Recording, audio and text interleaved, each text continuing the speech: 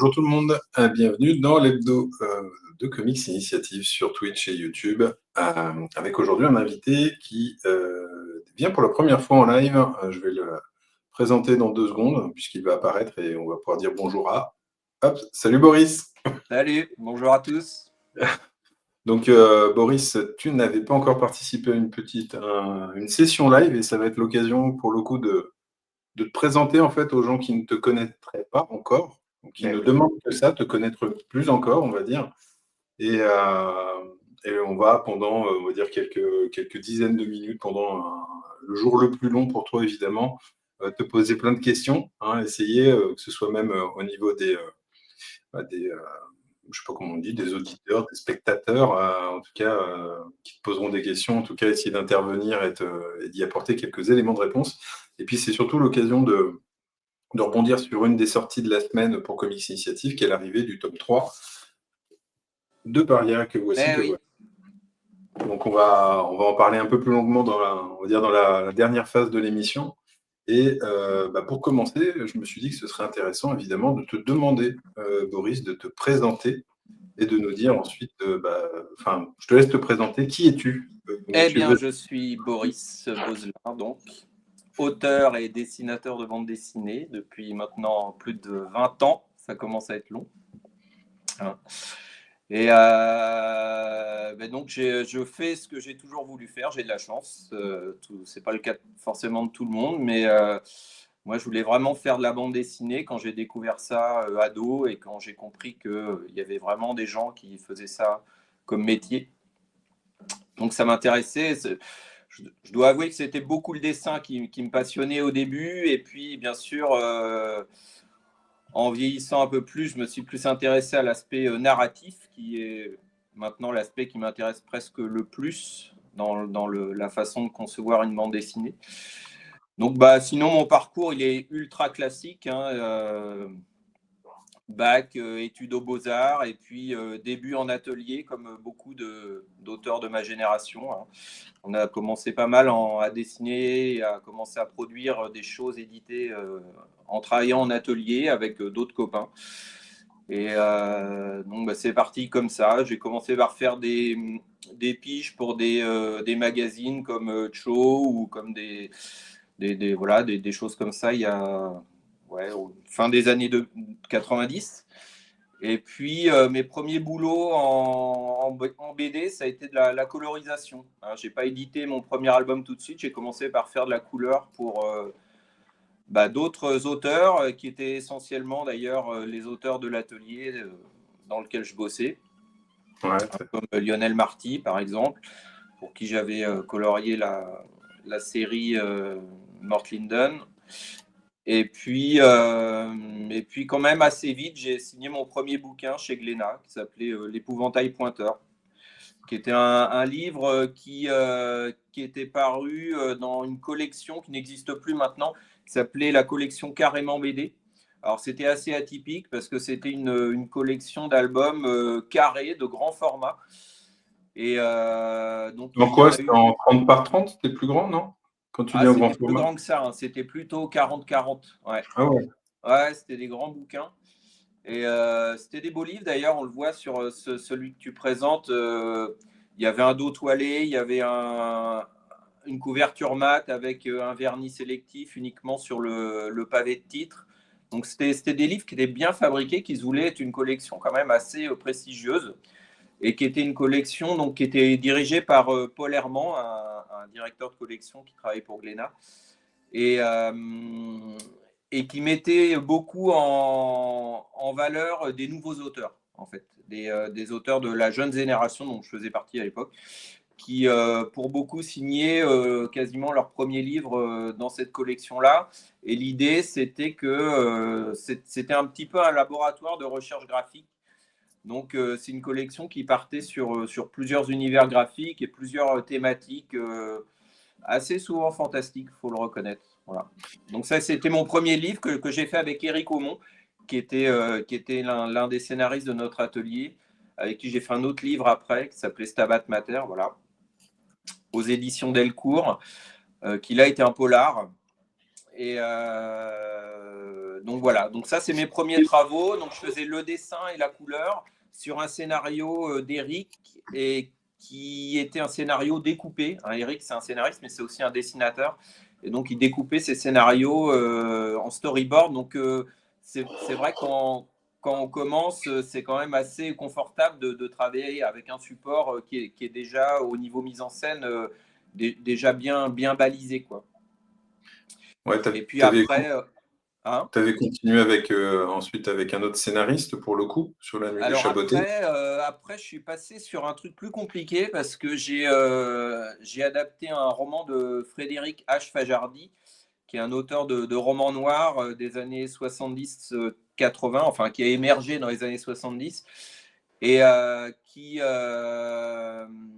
que j'ai rencontré par l'intermédiaire de personnes, enfin bref, ça c'est peu importe, mais j'ai eu l'occasion de le rencontrer. Je lui ai proposé d'adapter un de ses romans que j'aimais beaucoup, qui s'appelait La Nuit des Chabotés, et donc que j'ai pu faire chez Casterman, celui-là, dans la collection écriture étrange choix pour l'histoire en question, qui est un roman noir assez violent et assez politique finalement. Mais bon, ça s'est fait dans cette collection-là. C'est un album en noir et blanc. Et donc là, j'ai fait mes premiers pas de scénariste, on va dire, parce que j'ai adapté donc moi-même le roman de Fajardi. Comme tu disais, Il voulait pas participer au scénario, donc il m'a laissé faire.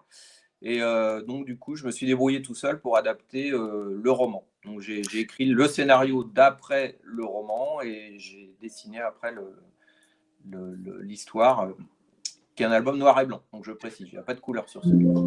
il y a une chose que tu évoquais, entre guillemets, qu'on va retrouver ensuite, plus tard, au fur et à mesure dans ta bio, c'est que tu aimes bien le genre, tu aimes bien le polar. Ça fait partie de tes influences de jeunesse, Ouais, c'est quelque chose. ouais, le polar, c'est vrai que notamment, c'est un genre que j'aime beaucoup sous toutes ses formes. J'ai beaucoup lu de romans policiers. Alors, le roman policier, c'est large, hein. Il y a le whodunit classique à la Agatha Christie, le polar du 19e avec Gaboriau et Conan Doyle. Et puis après, on a des choses. Après, on va passer au thriller. Et bon, il y a plein de genres dans le polar. Et notamment, donc Fajardi, il fait partie d'une école qu'on a appelée le néo-polar. Voilà. Ouais. Le nouveau néo-polar des années 70-80. Donc, qui était un polar plus axé sur en fait le côté social de la. Voilà. Donc, c'est des romans noirs, beaucoup. C'est pas forcément toujours des romans dans lesquels il y a des flics qui sont les héros. Mais en tout Ouais. cas, c'est très axé sur le malaise de la société des années 70. La crise des années 70 a amené ça. Donc, une réflexion sur. Alors que c'est vrai que jusqu'à la fin des années 60, on va dire, le polar, on est plus quand même sur quelque chose qui concerne des enquêtes policières avec des flics qui enquêtent Ouais. contre la pègre, contre. Voilà. Donc, on passe un peu, pour schématiser, d'un polar de droite à un polar de gauche. C'est un peu ça l'idée. On s'intéresse plus aux gens plutôt qu'aux flics. Mais bon, bref, le polar, ça m'a toujours plu. Au cinéma aussi, j'en ai vu énormément. Et très très jeune, d'ailleurs, c'est pareil. Moi, je suis d'une génération où les parents laissaient regarder la télé à leurs enfants, et des choses qui n'étaient pas forcément de leur âge, mais du coup, j'ai découvert très jeune les films de Clouseau, par exemple. Ouais. Donc ça, c'est des choses qui m'ont vraiment marqué et qu'on forgé un petit peu mon identité, pour mon intérêt pour le roman noir et le polar. Et Mais en termes j'aime beaucoup aussi le fantastique et puis d'ASF, la SF. Alors la SF, j'en ai jamais fait jusqu'à présent. Le seul qui s'approche un petit peu d'un univers SF, c'est l'adaptation de Carton Blême que j'ai fait chez Casterman avec Jean-Hugues Pell. Donc un roman de Pierre Signac qu'on a adapté tous les deux pour la collection Rivage Noir. Donc ça, c'est un polar d'anticipation. Donc ça se passe dans un futur indéterminé. Donc c'est ce qui se rapproche le plus de la science-fiction. Là, on est plus sur une dystopie. Mais j'aime beaucoup la SF et j'aime beaucoup le space opéra, on va le dire. ouais. C'est un genre qui me plaît beaucoup. Euh, mais Et en j'en termes ai de jamais BD, fait. J'ai pas eu et en l'occasion termes, d'en dessiner. et en Comment? termes de BD, Bob, il y a des références comme ça qui t'ont bercé aussi, des auteurs majeurs qui forment un Ah peu ton bah ouais, ADN? alors moi j'ai alors les auteurs, on va classer ça en plusieurs périodes. Les auteurs de l'enfance, c'est très classique, hein, c'est la BD franco-belge, c'est Tintin, c'est Spirou, c'est Lucky Luke, c'est Gilles Jourdan, voilà. Donc c'est mes lectures d'enfance en fait. Gaston, bien sûr, les Schtroumpfs, tout ça quoi. Donc la BD franco-belge classique des années 50-60. Et puis après, ado, j'ai découvert Pilote et j'ai découvert Valérian notamment, donc de Mézières et Christin. Et ça a été une première étape importante qui m'a amené vers la bande dessinée plus adulte en fait. Valérian, ça a été vraiment un truc charnière chez moi. Et donc déjà, c'était de la science-fiction. Et puis on avait des héros qui étaient un couple, semble-t-il. C'est pas toujours très clair dans les premiers épisodes, mais ça le devient plus dans la deuxième partie de la série de Valérian. Et ça, c'était assez nouveau en fait, parce que finalement, je passais de lectures où les héros, c'était que ils étaient tous masculins, qu'ils soient enfants ou adultes, et les personnages féminins étaient relégués au second plan, alors qu'avec Valérian, on avait vraiment un duo de héros où les deux étaient au même niveau, et bien souvent, Laureline, elle prend le plus le pas, même sur la vedette, sur Ouais. Valérian, qui est un héros d'action, et elle, qui est plus voilà, un personnage plus féminin, avec des revendications féministes déjà à l'époque. Donc ça m'intéressait bien. Et puis, bien sûr, il y a tout l'univers foisonnant du dessin de Mézières qui m'a nourri énormément, quoi. Donc, je me suis mis à dessiner beaucoup de Valérian et de Laureline quand j'étais ado. Et ça, c'est vraiment, au niveau du dessin, c'est vraiment quelque chose qui a forgé mon dessin. Alors, il en reste plus grand-chose, bien sûr, parce qu'on évolue et puis ben, on digère tout ça, mais il reste des petits trucs quand même. De temps en temps, je vois sous mon crayon, je vois surgir un truc, je dis, ah tiens, ça c'est un peu de Valérian qui revient. Et voilà. Puis après, bah, les lectures des années 80, début 90, c'est beaucoup aussi la découverte du comics, des auteurs comics de cette époque-là, hein, donc de Miller, de Sienkiewicz, enfin de tous les auteurs de BD américaines qui étaient à l'avant-garde du comics dans Ouais, les qui ont années explosé dans 80. les 80. Et donc autant les Anglais que McKean, tout ça, que les Américains. Mais c'est vrai que Miller, ça m'a beaucoup aussi, ça m'a beaucoup marqué quand j'ai découvert le Dark Knight, qui était sorti chez qui d'ailleurs, chez Edena peut-être bien. Et donc ça c'est pareil, ça a été une claque graphique et ça a été une claque aussi au niveau du scénario et de la façon dont c'était raconté, parce qu'on avait vraiment l'impression de lire un polar quand on lisait le Dark Knight. On était à l'intérieur, il y avait beaucoup de voix off, on était à l'intérieur des personnages qui parlaient dans leur tête, qui réfléchissaient, qui évoquaient des sentiments, tout ça. Et ça, on voyait peu ça dans la BD franco-belge, où on est plutôt dans un style direct, avec des personnages qui parlent et qui interagissent les uns avec les autres. Mais on n'est pas, il y avait très peu de style indirect, avec des réflexions dans des bulles qui n'étaient pas des bulles d'ailleurs, qui étaient des pavés de texte. Donc ça m'a nourri beaucoup. Et puis bah, du coup, de Miller, je suis passé à Pratt, parce que j'ai fait ce chemin-là, évidemment. Ouais. Pratt, je le connaissais quand je lisais P. Gadget. Donc les Corto Maltese, ça m'attirait beaucoup, parce que je trouvais qu'il y avait quelque chose dans le dessin qui était hyper surprenant, surtout quand on est gamin. C'était en noir et blanc. Mais par contre, je comprenais rien du tout aux histoires de Corto Maltese. C'était complètement hermétique pour moi. Mais Ouais. je trouvais qu'il y avait quelque chose d'hypnotisant là-dedans. Et je l'ai redécouvert plus tard, bien plus tard, adulte finalement. Et donc là, je me suis remis à lire les albums de Corto et puis tout Pratt aussi. Et donc là, c'est pareil, c'est quelque chose qui m'a nourri, plus un peu au niveau du dessin, mais plus pareil au niveau de la narration, de la façon dont on peut raconter une histoire en bande dessinée avec des silences, avec des ellipses, avec voilà, des choses pareilles qu'on voyait pas dans la BD franco-belge de mes premières Et, amours de BD. ouais. Bon, je me permets de reprendre un petit peu le fil pour vite fait faire Ouais, peut-être pas faire tous tes albums, mais en tout cas, il y a une série non. qui est très. Bah, il t'en a fait beaucoup, hein, quand même, mine de rien. Bah ouais, Le j'en ai fait pas Narval, mal. Ouais, ouais.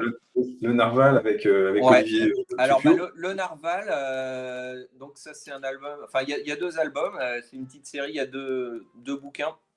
On a fait ça avec Olivier Supio pour Très étrange, à l'époque où il venait juste d'être racheté par Glénat, je crois. Enfin, c'était déjà chez Glénat. Je ne sais pas s'il venait juste d'être racheté, mais en tout cas, c'était pas tellement beaucoup de temps après. Et du coup, c'est marrant parce que c'est vraiment une série qui est née de rien. Avec Olivier qui passe un jour chez moi, qui regarde un dessin que j'avais fait comme ça pour le plaisir, qui était donc le personnage du Narval, qui n'était même pas en plongeur, qui était habillé en tenue de ville, un peu à la Colombo, avec un impair bizarre. Et du coup, il a beaucoup aimé ce dessin, il est reparti avec, et puis 2 semaines après, il me ramenait le scénario du Narval. Il me dit, en fait, ce personnage-là, c'est un plongeur, il vit des aventures autour du monde, tout ça.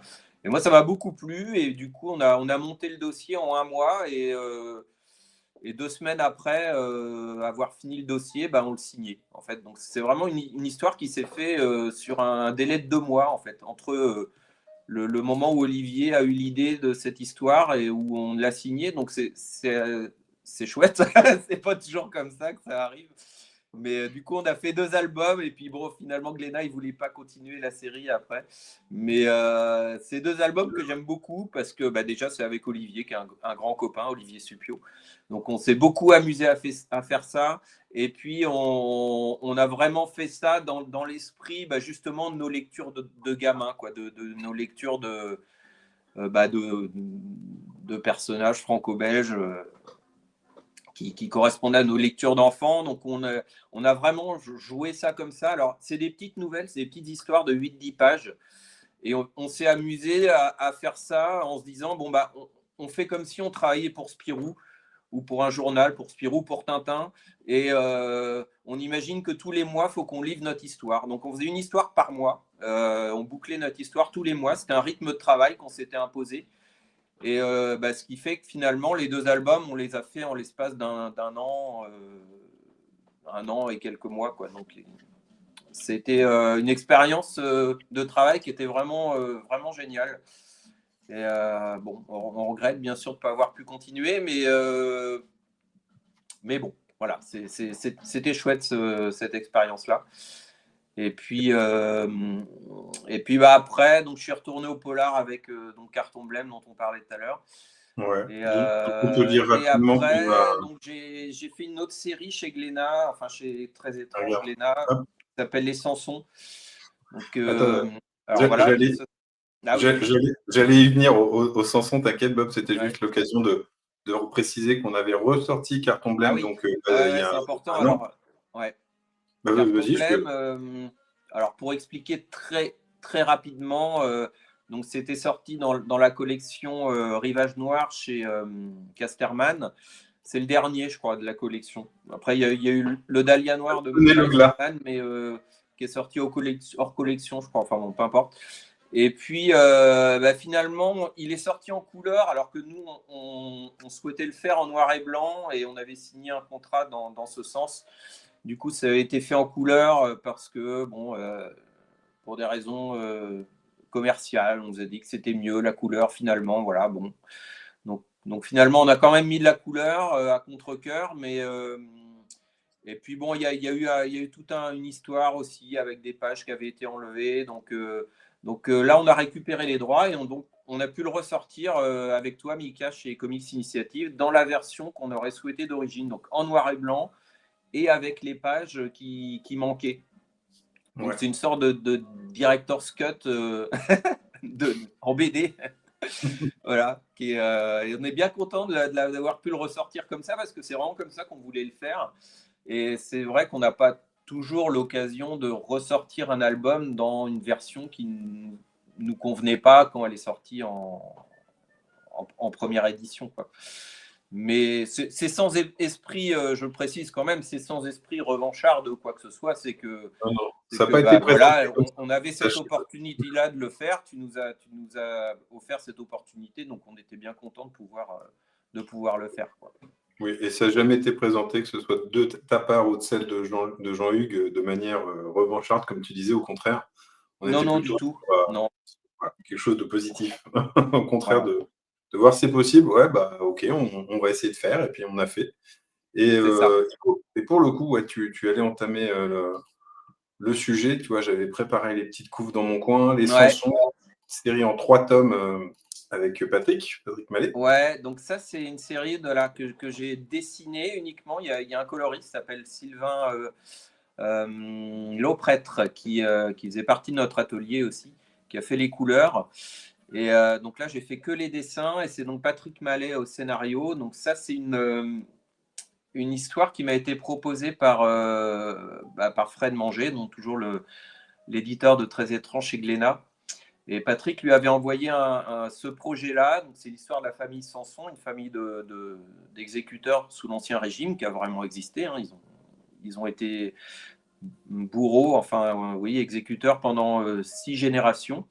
Et ils ont laissé un document, le dernier a laissé un document qui raconte l'histoire de la famille, en fait. Donc, à partir de ce document-là, Patrick a écrit un scénario qui raconte donc l'histoire des 6 générations de la famille Sanson et qui mêle aussi une intrigue fantastique avec un antagoniste qu'ils ont baptisé les Sanson, donc l'amateur de souffrance, qui est un personnage très mystérieux qui assiste aux exécutions et qui semble en retirer différents types de pouvoirs, notamment un pouvoir de rajeunissement, qui fait que lui, il peut traverser les âges. Il vieillit, il rajeunit, il vieillit, il rajeunit.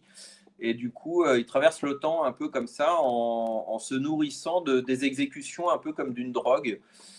Et donc, les personnages, les Sansons en viennent à lutter contre ce personnage-là, qui est un personnage qui est très puissant, qui en arrive à manipuler l'histoire, puisque il arrive donc comme je disais, à traverser le temps. Et donc voilà, donc c'est un mélange de biopic historique, on va dire, et puis d'histoire fantastique.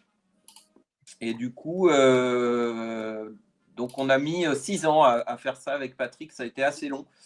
Ouais, Et pour une enfin, c'était sortie assez qui est long, c'est sortie. 3 albums, mais c'est 3 albums de 100 pages, donc c'est 300 pages finalement. Ouais. Et donc Et on a, puis les on a sorties ont fait, été rapprochées aussi. ouais, voilà, on a fait toute la série, on a dessiné toute la série en enfilade. Et donc après, l'éditeur a sorti les albums dans la même année, en 2019, il me semble. Voilà, les 3 albums sont sortis à raison d'un tous les 3 ou 4 mois, je ne sais plus. Et donc une expérience très formatrice aussi, parce que c'est un sujet historique qui demandait beaucoup de documentation et beaucoup de travail, de représentation auquel je m'étais jamais confronté. J'avais jamais fait de bande dessinée historique. Et je dois dire que je le redoutais un petit peu, cet aspect-là. Et bien que j'aime beaucoup l'histoire, mais le fait d'avoir à me confronter à des problèmes de représentation dans un contexte historique précis en plus, ça m'effrayait un peu. J'ai eu un peu de mal sur le premier tome, et puis après, une fois que j'avais fini par comprendre un petit peu comment digérer toute cette doc, ça a été beaucoup mieux. Et on peut le voir, hein, sur la série, le dessin, il bouge, il évolue beaucoup. Et, et en tout cas, c'est pareil, c'est une grande étape pour moi, parce que c'est depuis les Sansons que j'aborde moi-même des sujets historiques alors qu'auparavant, je l'aurais sans doute jamais fait. Donc voilà, suite aux Sansons, par exemple, j'ai fait cet album, qui s'appelle Peter Dillon, que j'ai dessiné et scénarisé et mis en couleur, du coup. Je l'aurais pas fait si j'avais pas fait les Sansons, je pense. Et c'est pareil, c'est un album qui m'a demandé beaucoup de recherche et de travail, de recherche iconographique et de travail de recherche pure, quoi, sur donc ce personnage-là qui est le premier marin à avoir découvert l'île de Vanikoro, sur laquelle les bateaux de l'expédition La Pérouse se sont écrasés. Enfin, il y en a un qui a coulé à pic et l'autre qui s'est échoué dans la lagune. Et donc, c'est le premier homme à avoir enquêté vraiment sur cette île pour essayer de découvrir ce qui était arrivé à cette expédition. Donc, c'est ce que raconte cet album. C'est d'après son journal de bord. Et celui-là, donc, comme je disais, je l'ai fait tout seul avec voilà, un travail de recherche qui m'a pris plusieurs années. Ça s'est déroulé sur plusieurs années. Mais l'album, par contre, je l'ai dessiné assez rapidement, sur un an à peu près. Voilà, La question qu'on peut se poser, c'est tu es complet, tu scénarises, dessines et tu colorises également. Il y a des albums où entre guillemets, tu adaptes un scénario, oui. enfin où tu travailles avec un scénariste. Souvent, c'est des scénaristes, entre guillemets, avec lesquels tu as bossé, qui sont aussi dessinateurs. Est-ce que on va dire, cette tambouille rend les choses plus compliquées quand tu as un Oui, c'est vrai, tu scénariste? as raison. Oui, oui, effectivement, c'est beaucoup des scénaristes dessinateurs, à part les romanciers avec qui j'ai travaillé. Mais Ouais, c'est le cas de Patrick, qui est aussi dessinateur. C'est le cas d'Eric, comme je le disais. C'est le cas de Tony, avec qui on fait Paria, qui est aussi dessinateur. Et c'est le cas d'Olivier également. Donc, et c'est vrai que, bon, à part le dernier que j'ai fait avec Laurent Frédéric Bollet, qui là est vraiment un scénariste pur pur. style. Mais alors, ça a posé. Ça a été compliqué avec Patrick, avec les Sansons, parce que, en fait, lui, il avait écrit cette histoire pour que ce soit lui qui le dessine. Et du coup, le fait que l'éditeur m'ait proposé le dessin à sa place, finalement, ça a rendu les choses compliquées. Alors, pas parce que. Alors, peut-être qu'il était frustré de ne pas pouvoir le dessiner, mais ça n'a pas été abordé, ça. C'est pas ça. C'est que du coup, lui, il l'avait découpé pour lui, avec une narration qui convenait à Ouais. son dessin. Et c'est pour ça que sur le premier album, on a eu pas mal de mal. On a mis vraiment plusieurs mois à travailler que sur le découpage. Et il a fallu qu'on s'accorde vraiment tous les deux à trouver une espèce de point d'équilibre entre sa manière de découper à lui et la mienne, pour que on s'accorde, parce que sinon, au début, par exemple, ces premières pages, quand il me les a envoyées, j'arrivais pas à les mettre en scène. C'était vraiment un découpage qui me convenait pas, C'était qui était étouffant. du coup précis en plus pour lui. Donc on a, comme on avait signé un contrat cadre chez Glénat qui nous permettait on savait qu'on allait faire toute la série et on n'avait pas de temps limite. Du coup, on a pris presque un an à travailler que sur le découpage des 46 premières pages.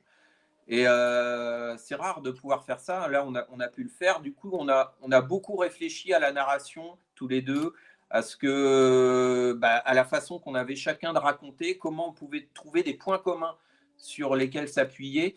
Et en fait, ces points communs, on les a trouvés dans nos lectures et dans nos influences communes.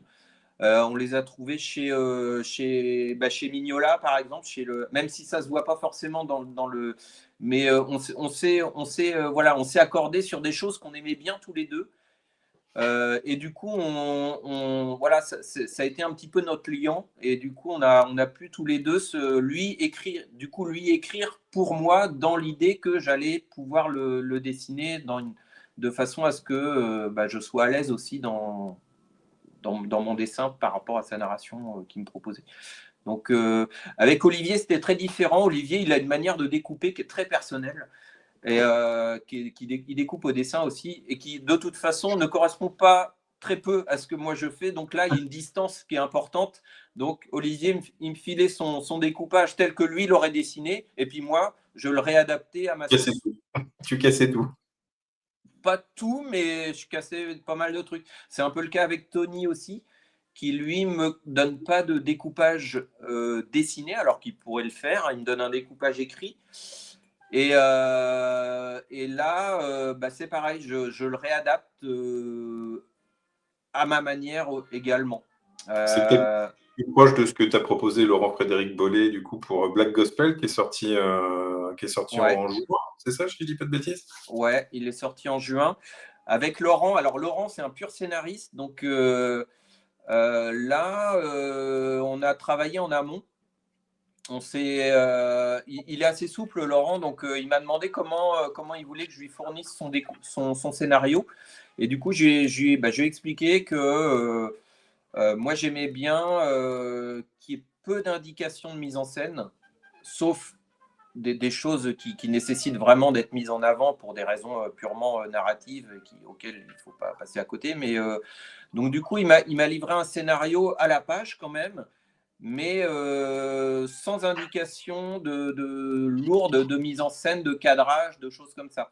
Donc là, c'est pareil, j'avais une liberté dans la façon d'aborder mon récit narratif au dessin qui était assez agréable. Et du coup, lui, ça lui convenait bien aussi. Donc, on s'est bien entendu là-dessus. Mais ça, c'est des choses avec lesquelles on discute en amont avec les scénaristes, en fait. Voilà, on essaie de s'accorder sur un fonctionnement, une manière de travailler pour que tous les deux, on soit à l'aise et que ça se passe bien, quoi. Mais c'est vrai que moi, j'aurais énormément de mal à dessiner un scénario de Charlier, par exemple. Alors évidemment, il n'en écrit plus, le pauvre Charlier, mais un scénario qui est hyper directif, hyper précis, avec des indications de cadrage, d'avant-plan, d'arrière-plan, de choses comme ça, ou qui relègue un peu le dessinateur au rang de simple illustrateur. Alors, c'était sans doute pratique pour les dessinateurs à l'époque parce qu'ils travaillaient beaucoup, ils avaient besoin de fournir des pages pour des magazines, donc il fallait qu'ils travaillent vite. Et donc, sans doute, un scénario très précis comme ça devait faciliter les choses. Mais c'est vrai que maintenant, on est dans une autre façon d'aborder la bande dessinée. Et moi, je trouve que les dessinateurs, ils ont un peu enfin, c'est un avis personnel, hein, bien sûr, mais par rapport à un scénario, pour moi, un dessinateur, c'est un peu comme un réalisateur de film. Le réalisateur de film, il n'a pas forcément écrit le scénario, mais il prend le scénario et il le met en image. Et le dessinateur, vis-à-vis d'un scénariste, d'un scénario de BD, bah pour moi, je l'aborde comme ça aussi. Je m'approprie le matériau scénaristique, et c'est moi qui me charge de la mise en image. Voilà. Et il y a, juste avant de passer à Paria, il y a un genre complètement différent sur lequel on peut dire, on peut être étonné de te voir. En tout cas, c'était celui-là, avec celui de l'humour avec les Caratra. Non pas que tu n'es pas quelqu'un d'amusant, Boris, au contraire. Non, j'aime beaucoup l'humour, j'aime beaucoup les BD d'humour. Et bah ça, c'est pareil, c'est une aventure qui m'a été proposée par Sylvain Cordurier, qui lui n'est pas du tout non plus dans ce type d'album, hein. Lui, il fait plutôt des histoires avec des orques et des gobelins. Mais c'était un fan de Goldorak, et on se connaissait depuis longtemps avec Sylvain. Et un jour, il est venu me voir, enfin, il est venu vers moi et il m'a dit, écoute, je voudrais te proposer un truc, ça va sans doute t'étonner. C'était de faire une parodie de Goldorak en BD d'humour, quoi, en gag. Et alors évidemment, ça m'a étonné venant de lui, et ça m'a étonné aussi qu'il s'adresse à moi, parce que du coup, c'était a priori pas tellement mon champ non plus d'action en matière de BD. Et du coup, ben voilà, c'est comme plein de projets qui naissent comme ça, de choses un peu bizarres. On se dit, allez, on essaye, on le fait. Et puis ça s'est fait. Alors pas tout de suite. On a eu un premier échec parce qu'on l'a proposé à plusieurs boîtes d'édition. Il y en a beaucoup qui en voulaient, et puis et la plupart de ceux qui en voulaient, ils étaient réticents. Ils avaient peur d'être attaqués par la Toei, la boîte qui produisait Goldorak, d'avoir des procès, machin, tout ça. Bon, et puis c'en est resté là. Et puis quelques années après, finalement, c'est Soleil, c'est Jean-Luc Istin qui est revenu vers nous et qui nous a dit, bon, ok, on va le faire finalement. Et du coup, il nous a dit, on va le faire, mais on va pas se limiter à Goldorak, on va aussi intégrer Candy, Albator, d'autres personnages, d'autres dessins animés de l'époque. Voilà.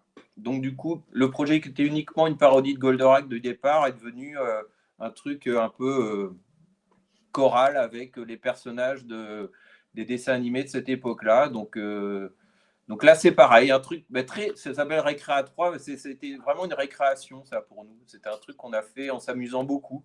On en a fait 2. Et c'est du gag. Et on s'est bien marré à faire ça. Voilà. Et donc, ça a donné lieu à 2 tomes. 2 tomes, ouais, qui sont parus chez Soleil. Hop. Ah, Et voilà. donc, on va en venir on va dire au sujet du jour, hein, puisque le sujet du jour, en l'occurrence, c'était de profiter de cette sortie du tome 3 de Paria en librairie pour faire un topo. Alors, je sais Ouais. qu'on a un invité qui est Tony et qui ne devrait pas tarder dès l'instant où il arrive à rentrer dans le studio. Et pour le coup, ça peut être intéressant parce que de mémoire, si je ne dis pas de bêtises, à l'origine, l'idée vient plutôt du côté de Tony. Ah Mais oui, toi, oui. Ouais. comment tu en es arrivé en fait Alors, comment tu vends tout ça? Comment tu en es arrivé à Paria? pour rebondir sur le début de l'entretien, donc à l'époque où je bossais en atelier, donc un atelier qui s'appelait La Boîte qui fait bœuf sur Angers, Tony en faisait partie aussi. Et,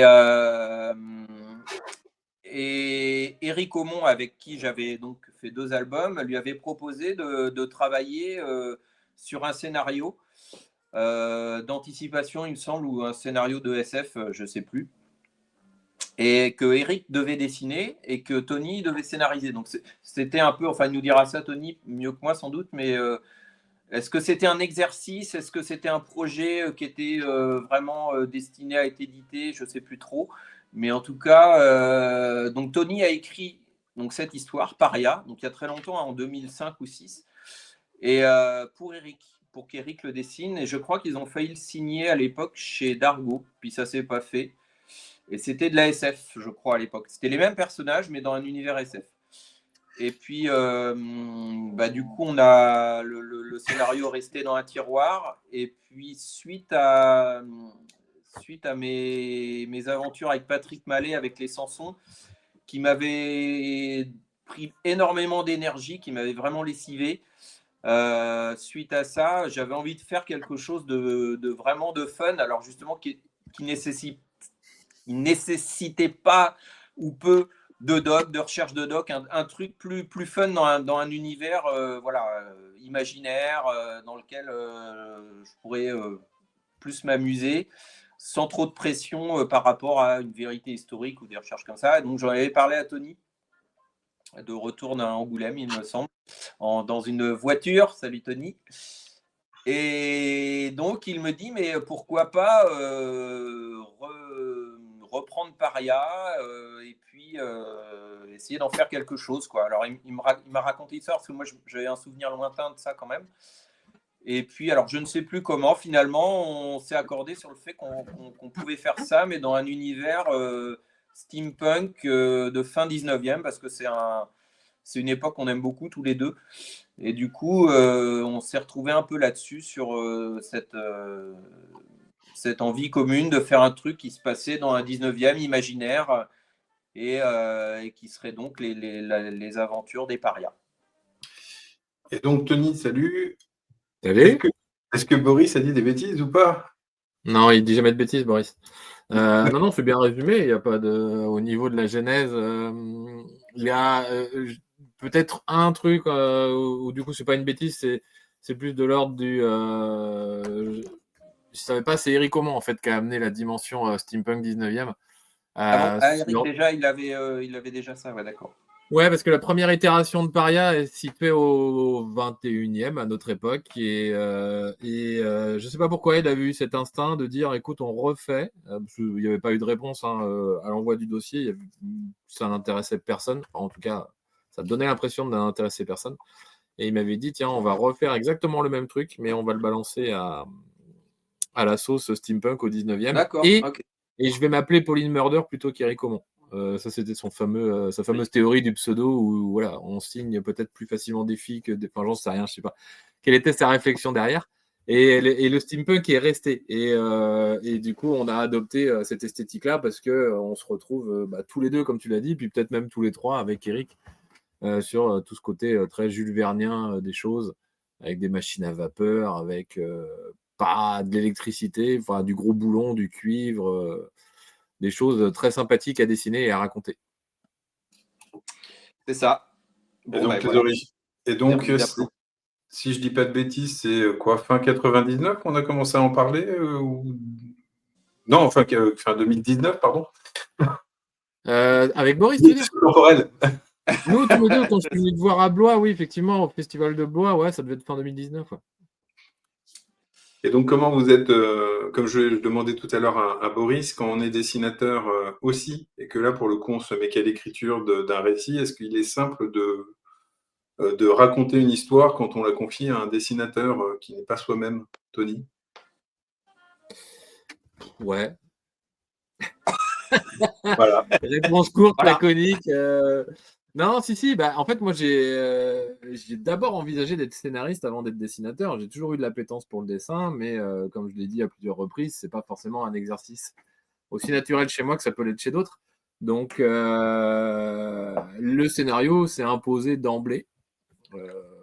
Du coup, non, il n'y avait pas de souci particulier. J'arrive assez facilement à m'effacer. Et puis, bah, concrètement, avec le dessin qui est le mien à l'heure actuelle, aujourd'hui, bien évidemment, je ne pouvais pas dessiner Paria. C'était pas possible. Ça aurait peut-être pu le faire, mais ça n'aurait pas eu l'ambiance qu'on a réussi à mettre grâce au dessin de Boris. Donc, ouais, c'est une alchimie. Donc, non, c'est pas un souci d'écrire pour les autres. Au contraire, c'est même plutôt un plaisir. Et puis, moi, j'adore ce rapport j'écoutais ce que vous disiez tout à l'heure. C'est vrai il casse un petit peu ce qui a été écrit, mais c'est pas forcément grave.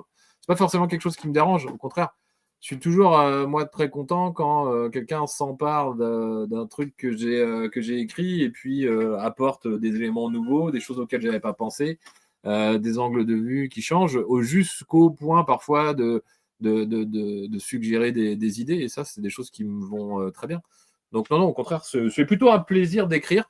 C'est aussi un plaisir de dessiner, mais sur une échelle de plaisir, le dessin peut m'apporter des frustrations que je n'ai pas à l'écriture.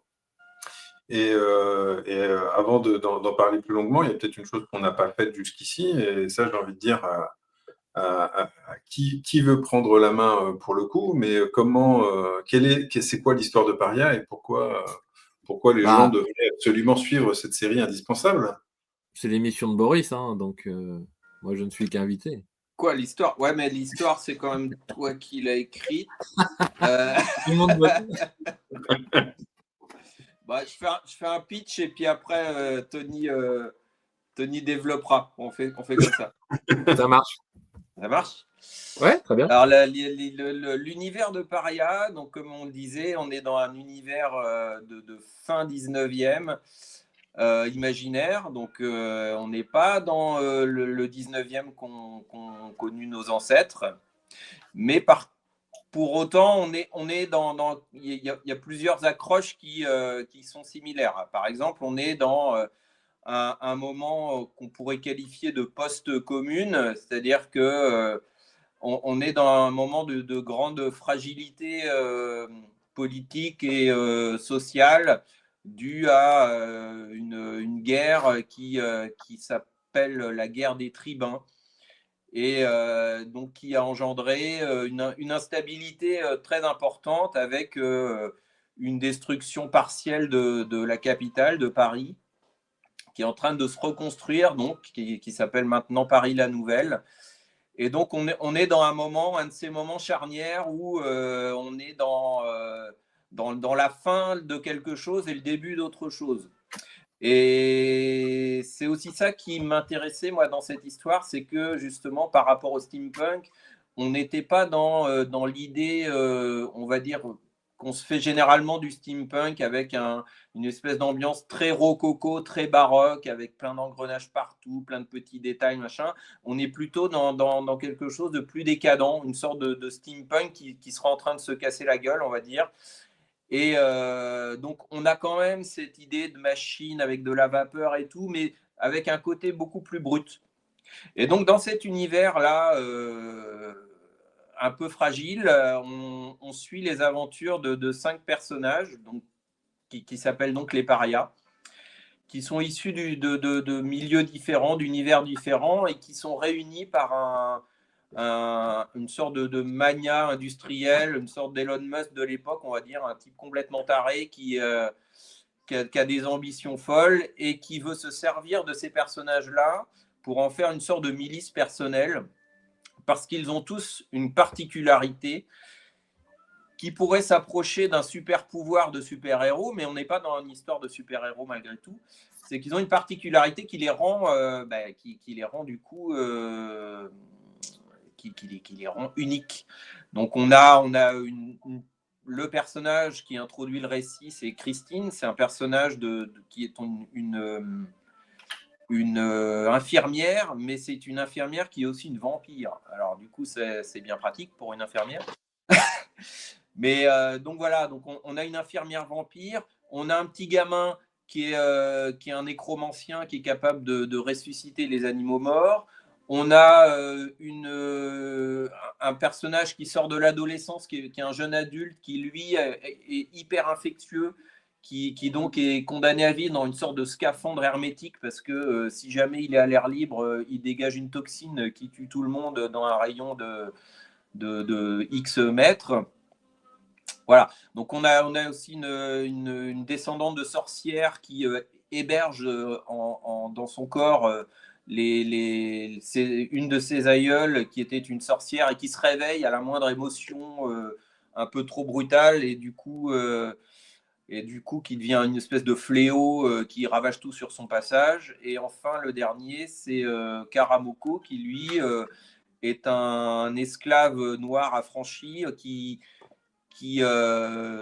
lui, en fait, a une tumeur au cerveau qui grossit, donc il est condamné à mourir, mais en même temps, la tumeur développe chez lui une intelligence qui en fait de lui une sorte de génie, en fait.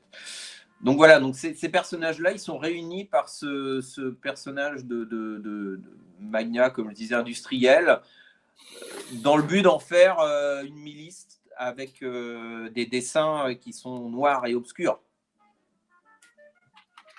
Est-ce que ça te va, ça ? C'est bon? Est-ce que c'est nickel, j'ai pris des notes, parce que du coup, il le fait mieux que moi, c'est parfait. Donc, non, c'est très bien, rien à rajouter. On les voit là, sur un plan. Voilà. Donc voilà, donc on suit ces personnages-là. Eux, ils sont prisonniers de leurs conditions ils cherchent à s'affranchir de ce vieux là qui se trimballe. Lui aussi un peu, il est mal en point. Il a une sorte de scaphandre. Il est dans une sorte de fauteuil roulant qui ressemble à un mini tank de la Première Guerre mondiale. Il est très mal en point mais il les tient en laisse en fait parce qu'ils ont j'en dis pas plus, mais ils peuvent pas faire ce qu'ils veulent, les parias, malgré leur pouvoir. Ils peuvent pas s'échapper de la tutelle de ce personnage là qui les oblige à faire des choses qu'ils n'ont pas envie de faire en fait. Voilà. C'est un personnage pas très agréable, qui pour le coup va leur ordonner d'effectuer des différentes missions, tâches, on va dire, dans un climat, dans un contexte sociétal et social assez bordélique. Est-ce que ça, on peut peut-être intensifier là-dessus? Parce que pour expliquer, le tome 1 est sorti en 2021 et je ne sais pas si on peut dire que Tony, tel un devin, nous parlait de maladies, etc. Mais en tout cas, il y a pas mal de choses qu'on retrouve dans Paria qui en tout cas se rapprochent un petit peu de nos événements actuels. Ça, c'est quelque chose qui était complètement, on va dire, hasardeuse, en tout cas, qui n'était pas prévu. Comment vous avez pensé le climat sociétal, on va dire le décorum autour de Paria, outre le côté, on va dire, graphique du style qui peut être lié à cette steampunk en pleine qui se casse la gueule, comme disait Boris. C'est ce contexte-là qui a été bien, on va dire, bien décrit. C'est quelque chose qui a mis du temps à être fait. C'est quelque chose qui a été pensé à la base, qui s'enrichit au fur et à mesure. Comme le disait Boris, en fait, alors première itération avec Eric Aumont, donc du coup, on a mûri ce projet-là une fois qu'on s'y est remis suite à Angoulême. Et puis moi, en relisant, il s'était écoulé peut-être pas 10 ans, mais pas loin quand même, quasiment une décade. Et du coup, je ne m'y retrouvais plus. Je trouvais ça effectivement léger. C'était les retours éditeurs qu'on a vus à l'époque. sur les motivations du méchant, sur voilà, tout ce qui crée un récit classique et qui, en tant que lecteur, manque, et puis qui donne aussi l'occasion à l'éditeur de t'envoyer le boulet, même s'il n'a pas d'argument plus que ça.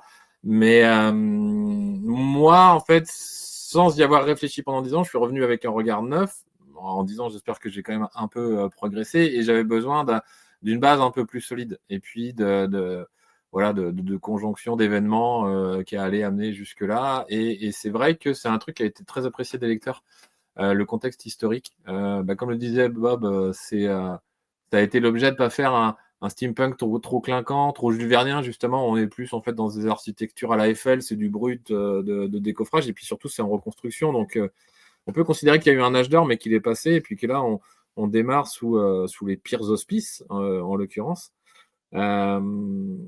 Mais je me suis perdu en cours de route, je ne sais plus ce que je disais. C'était quoi la question? Le contexte sociétal. Ouais, non, après, je suis hypocondriaque, moi, donc du coup, c'était assez facile d'imaginer qu'elle a une maladie qui allait nous tomber dessus, et je pense que les gens ne croient pas quand je raconte que du coup, ça n'a pas de lien direct avec la Covid. Mais ouais, je parle de maladies à grande échelle, de pandémie. Enfin, je parle pas de pandémie, je crois pas, faut pas exagérer. Mais je parle de confinement, je parle de vaccins avec une vague de refus conséquente, et puis une défiance vis-à-vis du pouvoir sans pareil, quoi, avec un soulèvement populaire. Bon, après, voilà, la défiance vis-à-vis du pouvoir n'a jamais été aussi forte qu'aujourd'hui. Donc, encore une fois, j'avais un peu d'avance. Mais c'est pas la seule fois en fait, où il y a eu des problèmes de timing, hein. Sur le deuxième, je me souviens, on s'était empêché de sortir une séquence parce qu'on avait des flics qui tiraient sur un véhicule dans lequel il y avait des enfants. Et du coup, les gens qui étaient dans le véhicule se sont retrouvés morts. Et c'était juste après, en fait, la fameuse anecdote triste du jeune homme qui avait été tué par la police. J'ai plus son prénom. Ouais, c'est ça, exactement. Ouais. Et ça, pareil, ça coïncidait, quoi. Mais encore une fois, ça a été écrit avant, et après, ça nous est tombé dessus par presse interposée. Et ouais, voilà. Écoute, je sais pas. Soit je suis malchanceux, soit je suis chanceux, soit j'ai un don de divination, auquel cas je ne l'exploite pas suffisamment. Il y a plein de pistes à creuser. Mais en tout cas, ouais, sur Paria, c'est arrivé plusieurs fois, quoi. C'est arrivé plusieurs fois. Et j'espère que ce qu'on a écrit dans le 3, ce que j'ai écrit dans le 3 et dessiné par Boris, ne va pas forcément se réaliser. Parce que du coup, ce serait très emmerdant.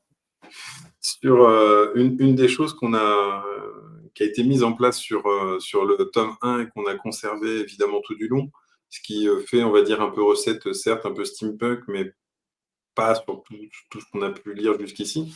C'est plutôt un côté plus proche de la Ligue des Gentlemen Extraordinaires. C'est ce côté, effectivement, contextualisation, avec ici on voit l'histoire, avec les fausses affiches, les unes de journaux. L'enrichissement de l'univers, c'est quelque chose qui avait été pensé, ça aussi, au départ, lors des premiers essais, ou c'est quelque chose qui finalement est venu à mesure que le tome 1 se réalisait? Alors, Vas-y. Alors, ce qu'on peut dire, grosso modo, c'est que on est parti avec le tome 1 avec donc une idée un peu générale de l'univers, et que l'univers, le scénario, le graphisme aussi, l'aspect graphique, tout ça s'enrichit au fur et à mesure qu'on avance dans l'histoire. C'est-à-dire que, par exemple, les unes de journaux, enfin les journaux, enfin, tu me dis si je dis une bêtise, Tony, mais je sais pas, je suis pas sûr que c'était prévu, tu l'avais prévu à la base, c'est arrivé peut-être en cours d'histoire, mais en tout cas, il y a plusieurs choses comme ça qui arrivent en cours d'histoire. C'est que le récit est mouvant, et la façon de le raconter aussi bouge et s'enrichit au fur et à mesure qu'on avance dans les tomes. Et ça, c'est une chose qui est quand même vachement appréciable, qu'on peut pas faire avec un éditeur, un gros éditeur, un éditeur plus classique, c'est-à-dire où on dit voilà, le tome 2 ou le tome 3, il fera pas la même pagination que celui d'avant. Il y a des choses qui vont apparaître tout à coup, qui vont être différentes du tome d'avant. Tiens, dans celui-là, on va avoir une séquence qui va être en 3D. Tiens, enfin voilà. Donc des choses qui font que l'univers s'enrichit. Et puis, bah aussi, enfin moi, ce que je trouve, c'est que d'un point de vue dessinateur, illustrateur, la série, elle est aussi une sorte de laboratoire artistique de ce point de vue-là. C'est-à-dire que le dessin évolue, la façon de mettre en couleur évolue, et c'est volontaire. C'est pas juste parce que ça évolue comme ça, le dessin il évolue tout le temps, de toute façon, mais là c'est volontaire. C'est-à-dire qu'il y a vraiment une idée à chaque fois de monter de plusieurs paliers pour essayer des choses. Dans la narration, dans l'approche de la mise en couleur aussi, ça bouge. Donc c'est pas un univers qui est figé. Et je pense que c'est un truc que les lecteurs ils apprécient aussi assez ça. On pourrait imaginer que c'est le contraire, que le lecteur il a plutôt envie d'être confortable et de retrouver de tome en tome ses repères. Et là, en fait, à chaque tome, on fout en l'air les repères où on en rajoute d'autres. Donc, du coup, voilà, on peut dire que Paria, c'est aussi un petit laboratoire d'expérience narrative. Il y a modestie, bien sûr.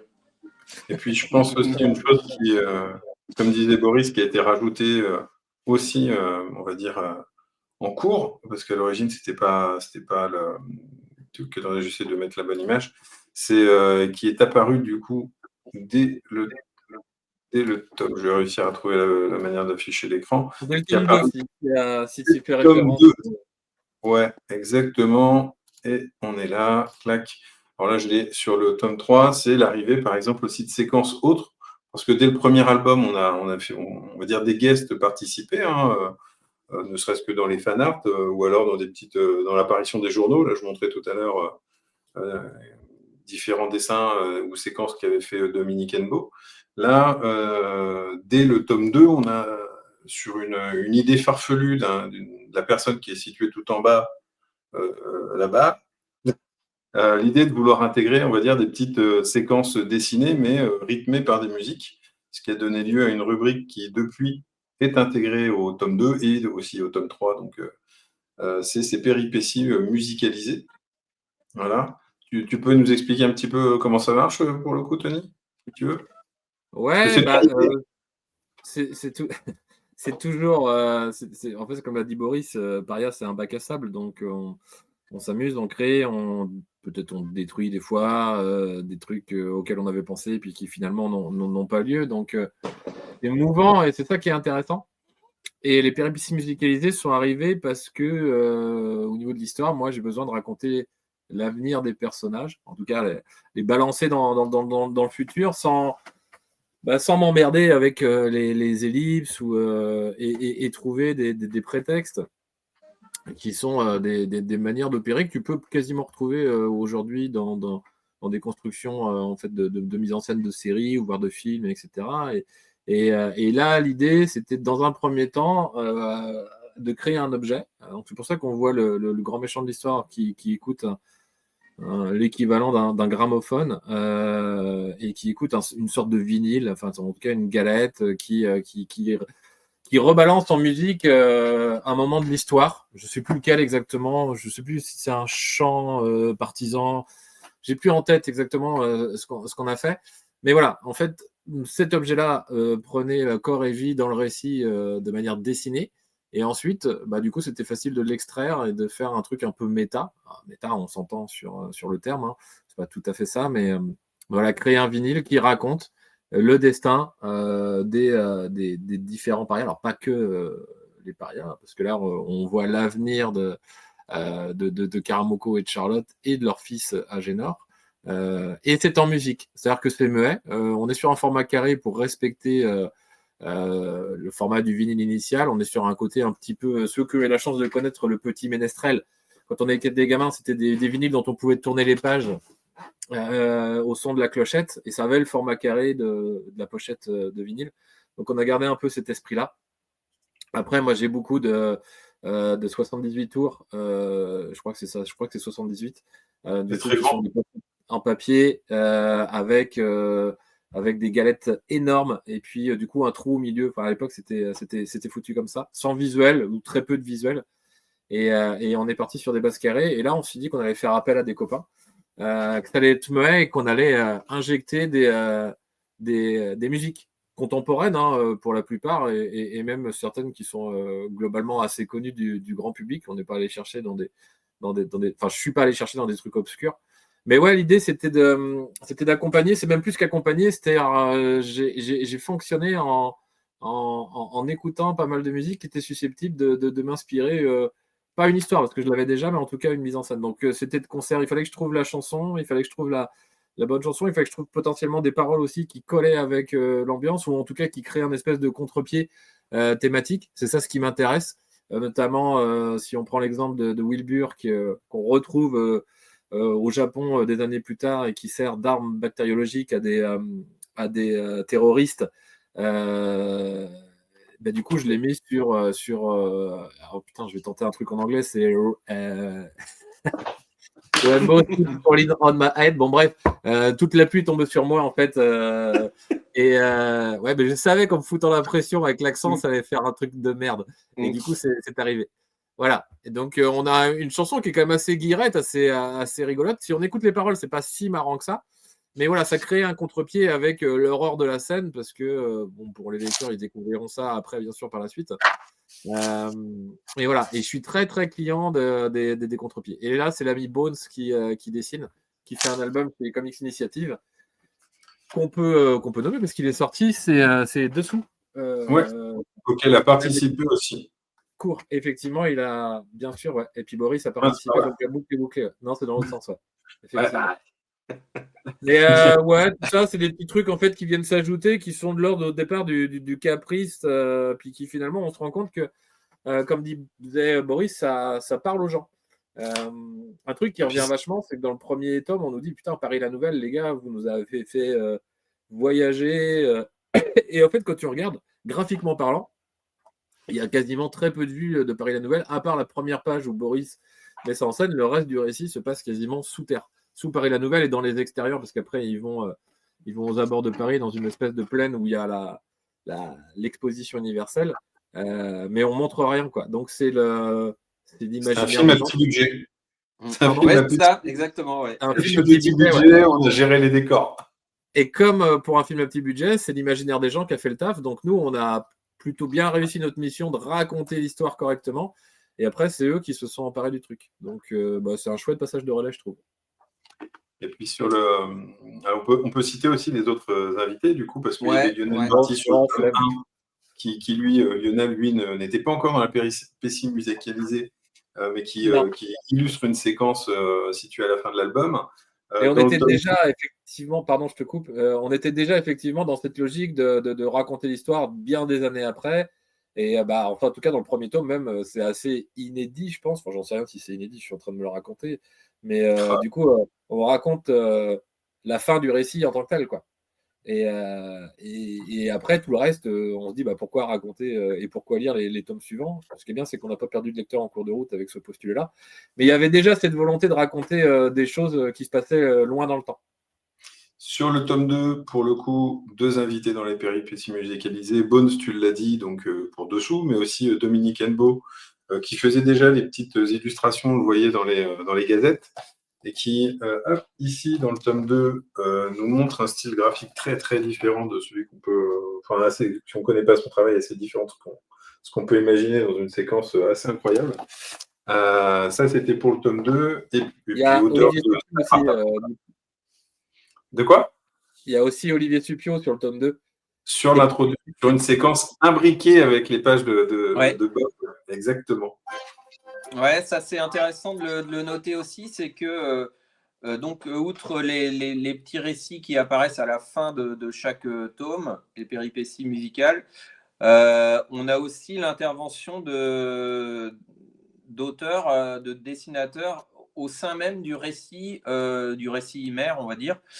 Et donc c'est le cas d'Olivier Supio donc pour le tome 2, et puis pour le tome 3, il y a Dominique Hennebeau aussi qui a fait l'introduction du tome 3, donc avec des dessins évidemment complètement différents du mien, et qui viennent et qui s'expliquent dans l'histoire. En fait, c'est pas juste le plaisir ou l'envie farfelue de dire à des copains venez vous amuser avec nous, vous avez qu'à dessiner les premières pages.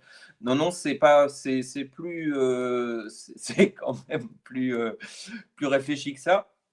Et du coup, le fait que le dessin, donc tant celui de Dominique ici que celui d'Olivier dans le tome 2, le dessin soit différent, s'explique par la narration et par les motivations des personnages et ce qui arrive aux personnages. Donc dans le tome 3, on voit du coup le dessin de Dominique, on peut montrer peut-être juste la dernière la case, voilà. En fait, on s'aperçoit que le petit garçon qui est nécromancien, en fait, il s'amuse à raconter sa vie en BD.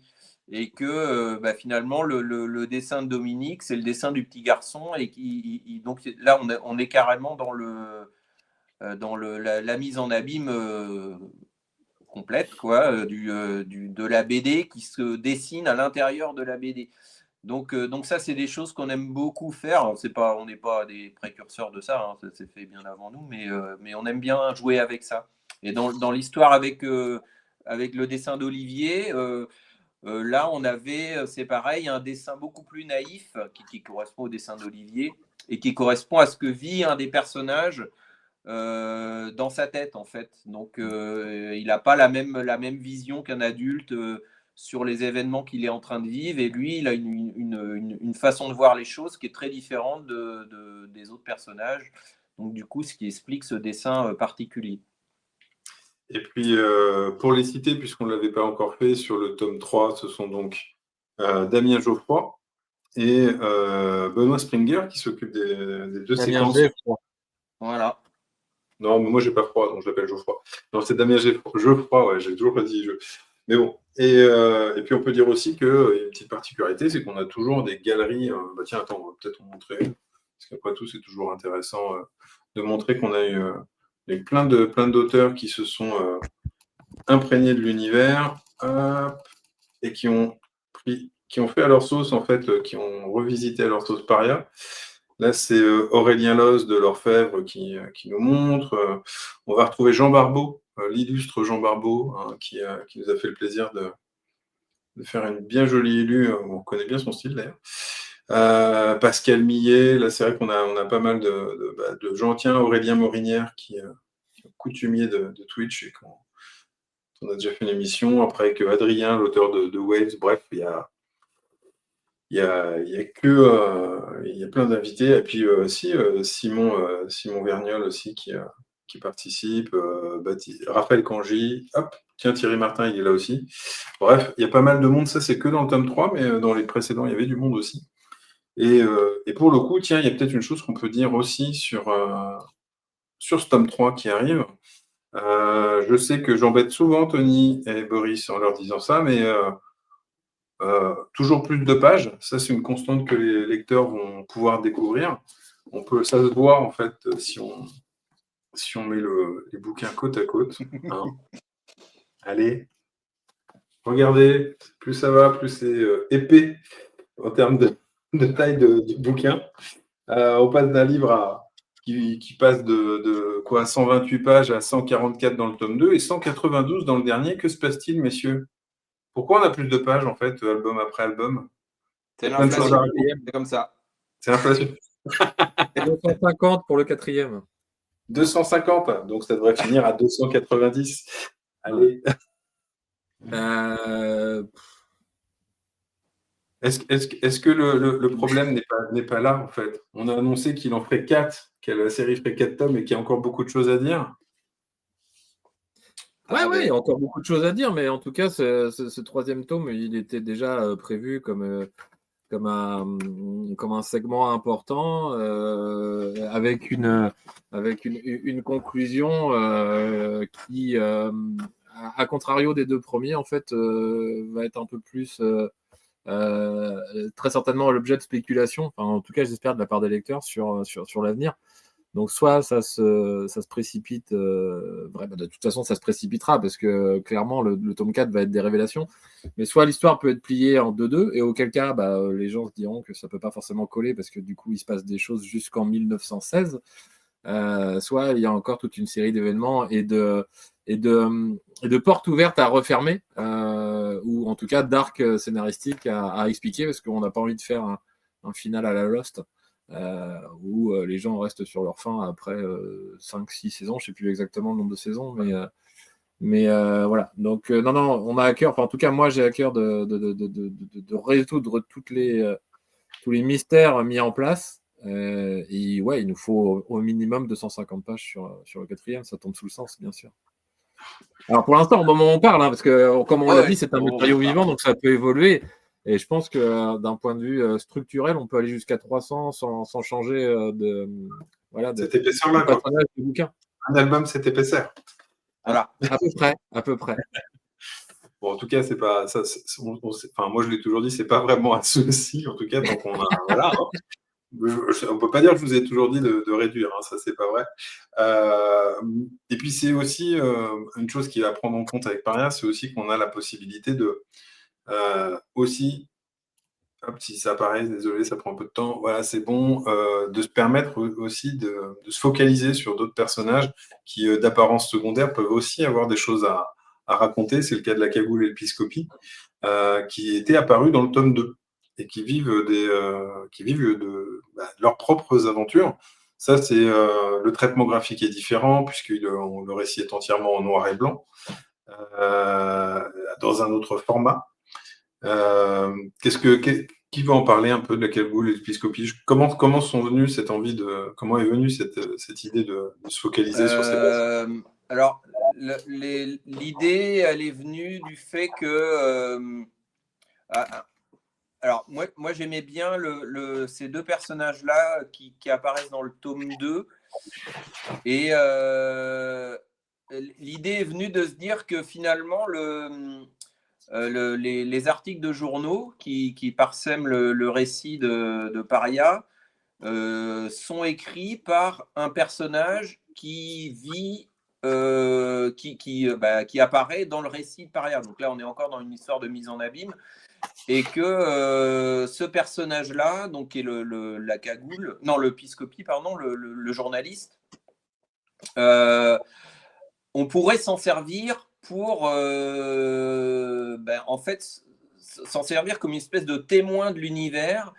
Et grâce à ce personnage-là et à son indique, qui est la Cagoule, on va dire, on pourrait découvrir d'autres aspects de l'univers de Paria qui n'est pas forcément en lien avec ce que vivent les héros de la série mère, et que du coup c'est un peu comme les mystères de Paris. Il y aurait plein de choses à découvrir autres que ce que vivent les parias, et qu'avec ces deux personnages là on pourrait raconter d'autres histoires dans le même univers.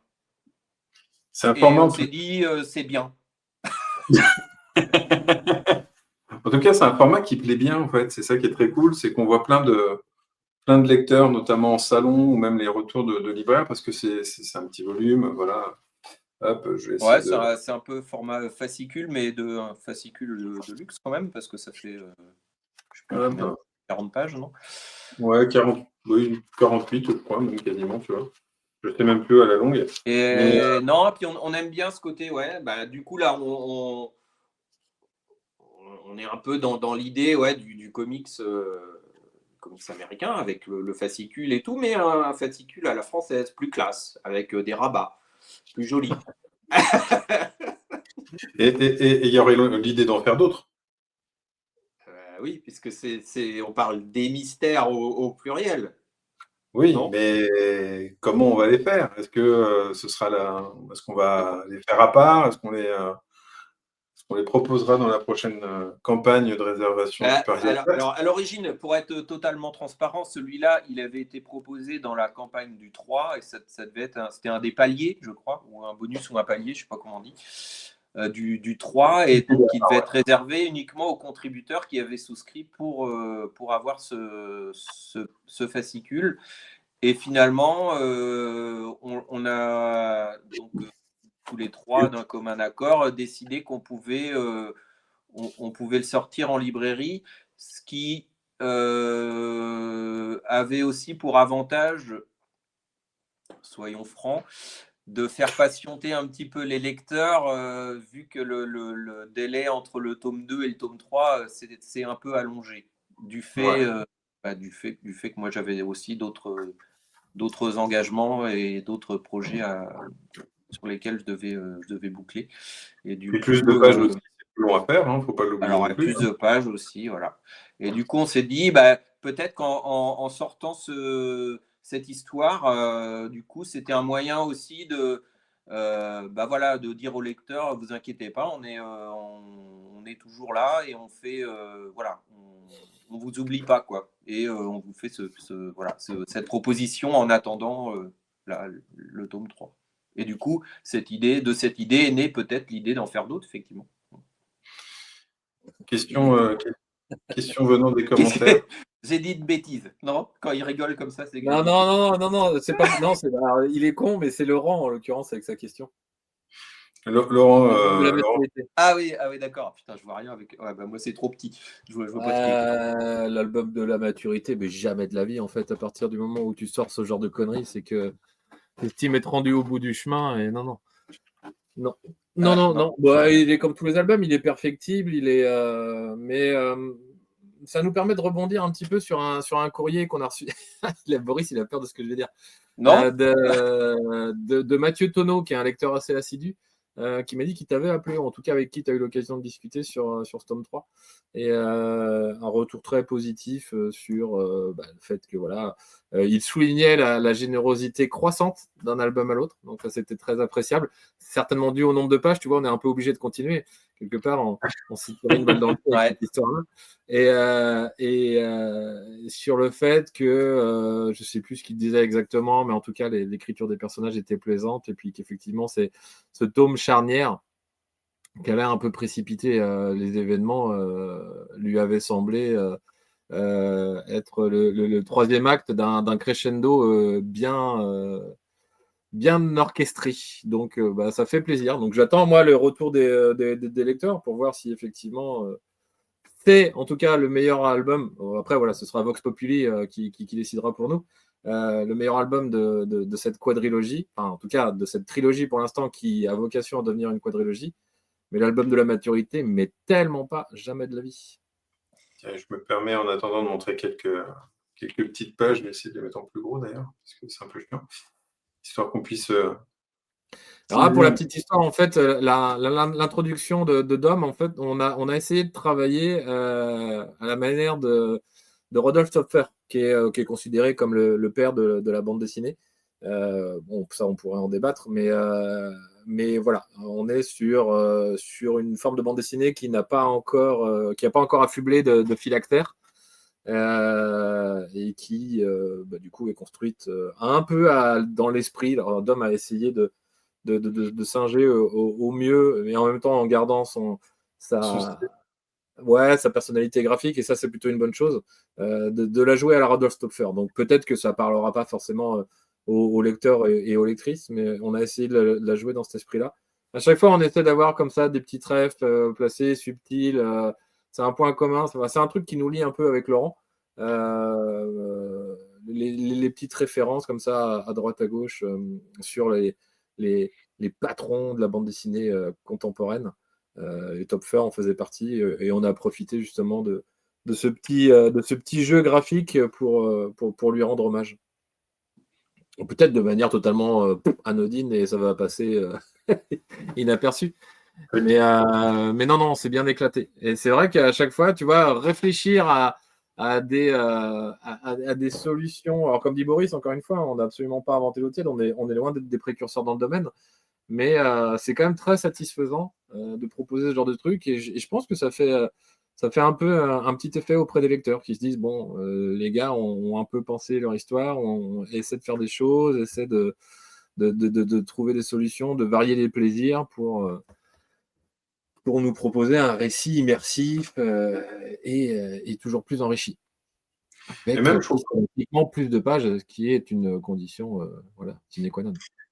Mais c'est vrai qu'en tout cas, non, il y a aussi une donne qu'on peut remarquer, c'est qu'on a souvent trahi, entre guillemets, le côté on va dire, histoire du tome 4, du tome 3. Le tome 4, on n'y est pas encore. Le tome 3, en tout cas, il y a un côté action qui est encore plus important que sur les précédents albums.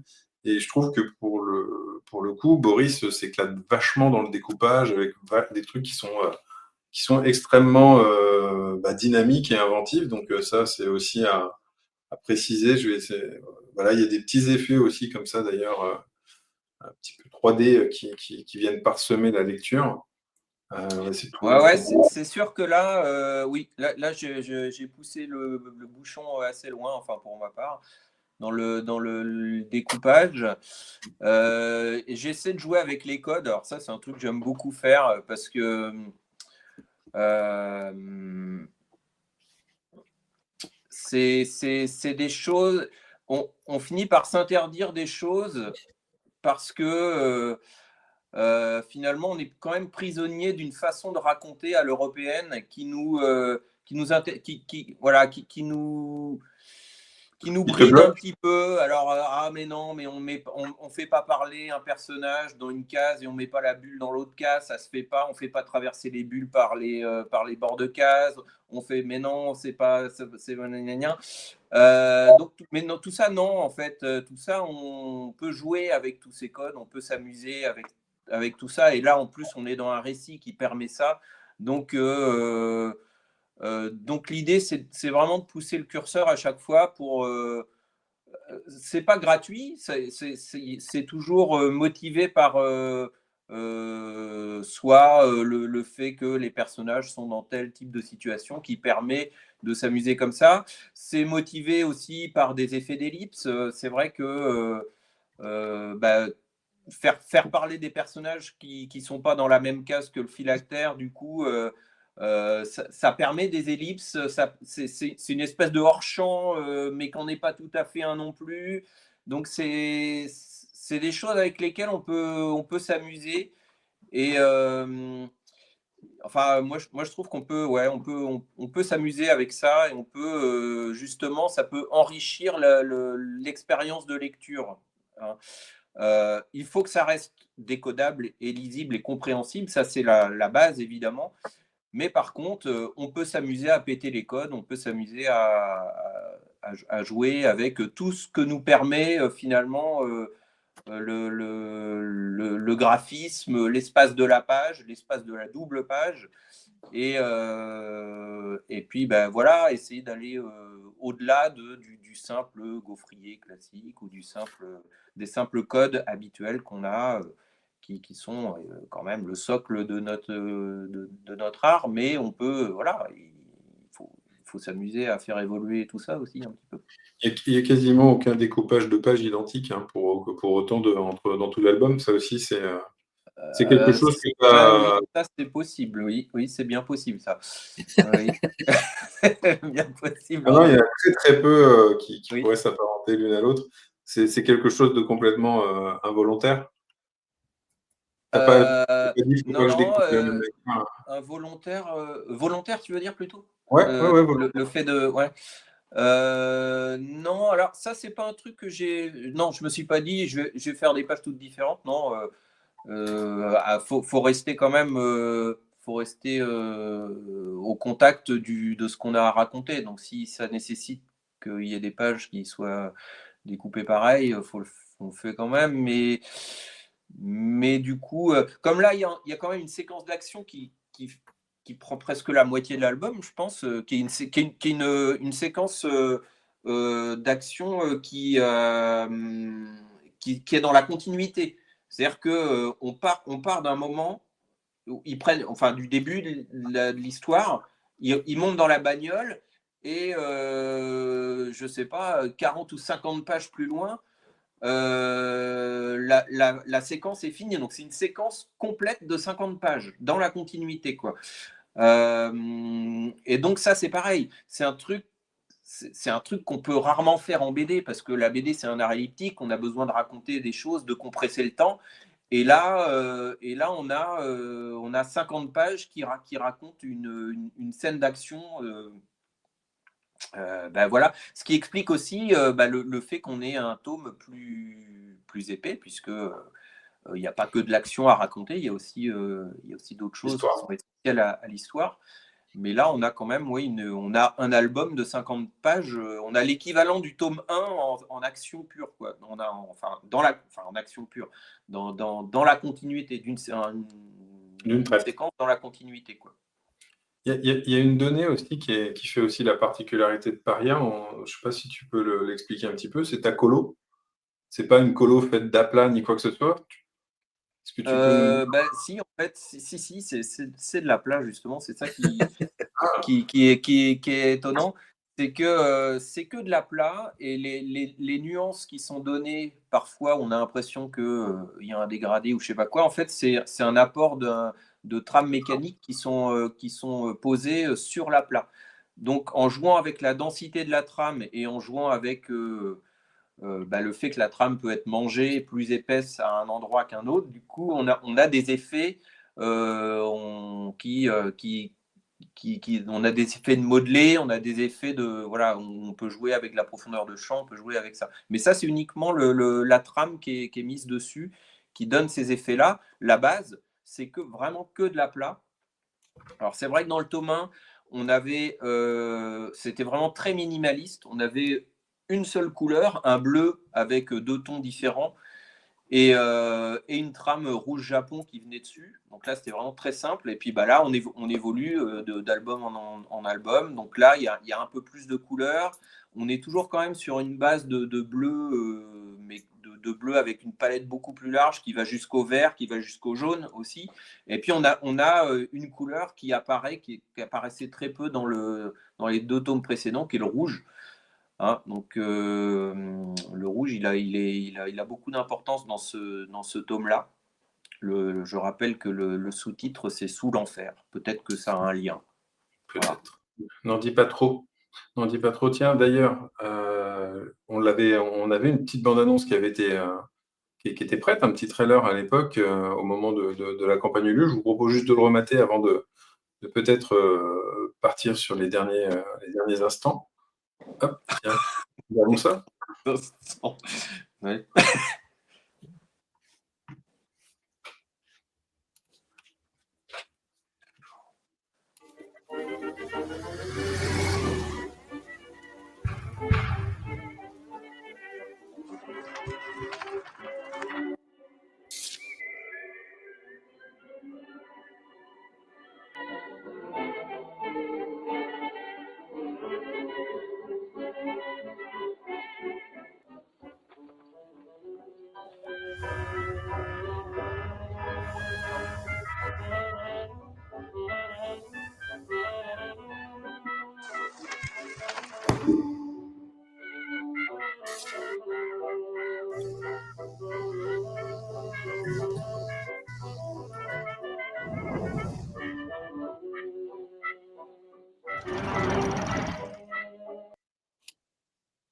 Tac. Ah, plus. Plus personne. Ah si, Voilà. voilà. Voilà, c'était le petit bug de fin. Hop, voilà, on est revenu aux bonnes dimensions. Et puis il y a des bandes annonces qui s'enchaînent, il faut que j'arrive à couper ça de l'autre côté. Hop, voilà. Pour le coup, voilà, c'est vrai qu'on avait ce petit trailer qui était joliment réalisé à l'occasion du tome 3. Est-ce qu'on peut déjà éventuellement teaser le dernier pan de l'histoire ou pas du tout? Est-ce que vous avez envie d'en dire quelque chose? Hormis les 250 pages que Boris va devoir décrire. Patate chaude. 250 pages. Je l'ai dit, hein, c'est un tome de révélation parce que j'ai pas envie de laisser des portes ouvertes, en tout cas d'avoir ouvert des sujets à réflexion et puis de ne pas donner réponse. Donc après, c'est très compliqué de résumer ce tome-là. Je pense qu'on peut envisager que ce qu'ils découvrent à la toute fin du 3e tome soit leur planche de salut, soit du coup la promesse d'un avenir encore plus sombre que celui qu'ils vivent depuis quelque temps. débat. Je peux difficilement en dire plus parce que je pense qu'il faut avoir lu les 3 tomes pour comprendre finalement. En tout cas, on est sur un tome de révélation et de conclusion en bonne et due forme. Bon, allez, on va donner envie. Il y aura sûrement des morts. Il y aura C'est nul, sûrement hein. des explosions. Hein? Je dis, il y aura des morts, il y aura des explosions. Ah, il y aura des morts. Je suis comme J.R.R. Martins. Moi, du coup, j'essaie de tuer un maximum de personnages avant la fin du bouquin. C'est plus. On est des dieux pour nos personnages. On a le droit. On a le droit de les tuer si on a envie. On fait ce qu'on veut. Donc, je dis pas que je vais tous les buter, mais effectivement, il y aura certainement des gens qui vont passer l'arme à gauche. Ça, c'est sûr. Bon, bah, écoutez, messieurs, en tout cas, je vous remercie pour le temps passé autour en tout cas, de Paria. Hein. Je remonte la couverture, évidemment. Hop. Le tome 3 qui est dispo donc, depuis cette semaine. Couverture moutarde ketchup. Ouais, les soutiens Ulule vont les recevoir donc, très rapidement derrière, en tout cas, suite à des petits retards d'approvisionnement de nos fournisseurs. Bon, ça arrive, c'est comme ça. On fait au mieux, en tout cas. Et on pourra vous retrouver tous les deux, d'ailleurs, au festival BD Boom à Blois, à Angers BD aussi, pour finir cette année, en tout cas. Voilà. C'est ça. Bien joué. T'as vu, hein, c'est bon, hein, on est prêt. Ouais. Bon, écoutez, en tout cas, je vous remercie énormément pour le temps passé. En tout cas, je vous dis à très bientôt et merci évidemment à ceux qui ont participé au live, etc. C'est toujours hyper sympa. À bientôt. Cordialement Ciao, ciao. bisous.